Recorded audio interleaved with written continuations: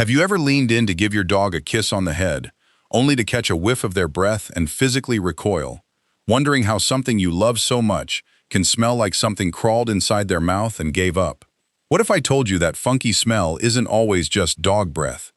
What if the specific type of odor coming out of your dog's mouth is actually a coded message your dog's body is trying to send you?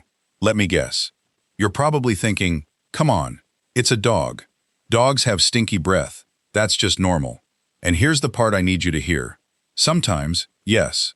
But other times, that smell is the very first warning sign of something serious happening deep inside your dog's organs, long before any other symptom shows up. As a veterinarian, I'm telling you there is real clinical reason behind this. Certain diseases release specific chemical compounds, and those compounds come out on the breath with a signature scent. A fruity smell means one thing. An ammonia smell means something completely different. And a rotting smell means something you cannot afford to ignore. By the time most owners notice their dog acting sick, the breath has been whispering the warning for weeks. Today, I'm going to teach you exactly how to read it. Hi everyone, your neighborhood veterinarian, and welcome back to the channel. In my clinic, I can often make a strong guess about what's wrong with a patient before I've even looked at the blood work, simply by standing near their face. Breath is one of the most underrated diagnostic tools we have, and yet almost every week I hear the same thing. Doc, I thought it was just bad breath, so I waited. I never want you to feel bad about that, because nobody teaches pet parents this stuff. So today, we fix that. We are doing a complete breath decoder. Grab a pen and a notebook, because I'm going to walk you through the exact smells, what each one means, and which ones mean you get in the car and go. We'll cover the smell of rotting garbage, the sweet fruity smell, the sharp urine smell, the musty smell, and one truly frightening odor that you must never wait on. Let's decode your dog's breath.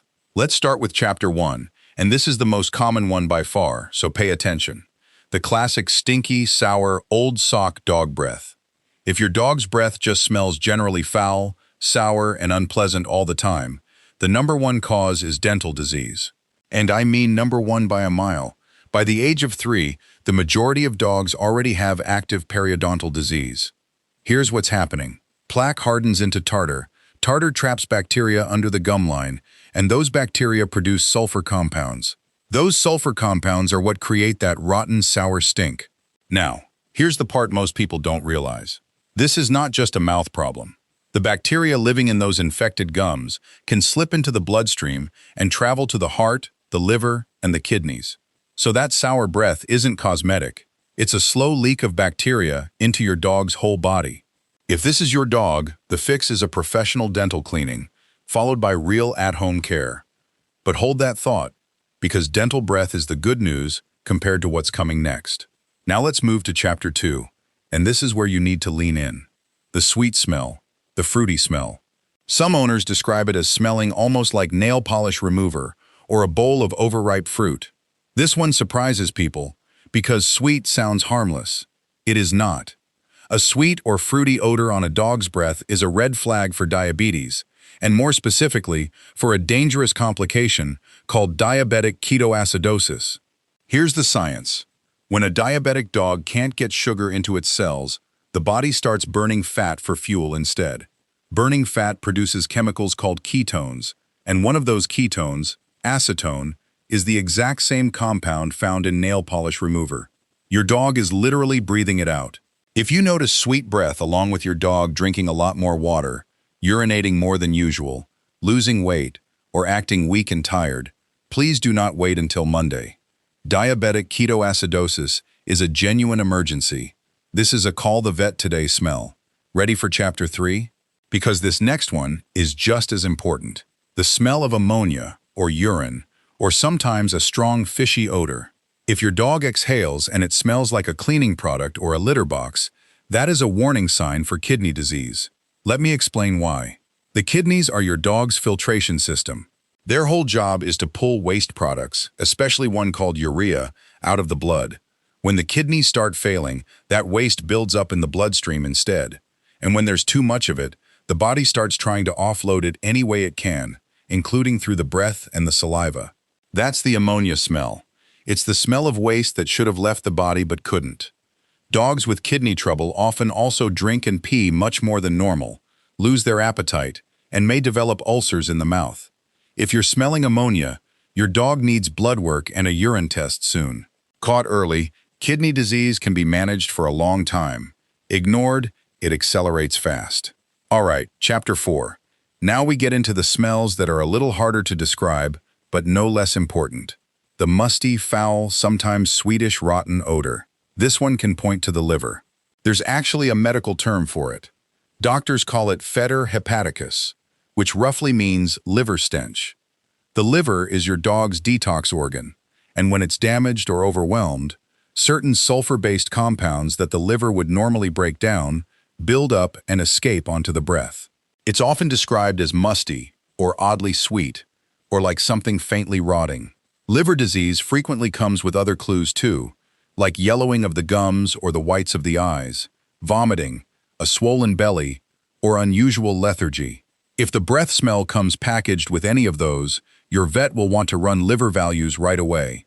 I'll be honest with you here. Musty liver breath is subtle, and it's easy to miss, but now that you know it exists, you'll catch it. We're covering serious ground, so take a breath before Chapter 5, because this is the one I never want you to ignore. The truly rotten, dead, necrotic smell. I'm not talking about ordinary bad breath now. I'm talking about a smell so foul it makes you back away from your own dog. A smell like decaying meat. In my clinic, when an owner tells me the smell is unbearable, and it's coming from one specific side of the mouth, one of the first things I look for is an oral tumor. Oral tumors in dogs, including a common one called oral melanoma, often announce themselves first through exceptionally bad breath, because the tissue itself can start to break down and die. You might also notice drooling, sometimes tinged with blood, difficulty eating, a visible lump or swelling in the mouth, or your dog suddenly chewing on only one side. Please, if the smell is that severe, do not spend 3 months trying kitchen remedies. Get that mouth looked at. With oral tumors, how early you catch it changes everything. Okay, take a sip of water, because Chapter 6 is where I zoom back out and give you the calm, practical part. Now that you can decode the smells, what do you actually do? Here's my simple rule. Any breath change that is new, sudden, or getting worse deserves attention. And any breath change that comes bundled with other symptoms deserves attention fast.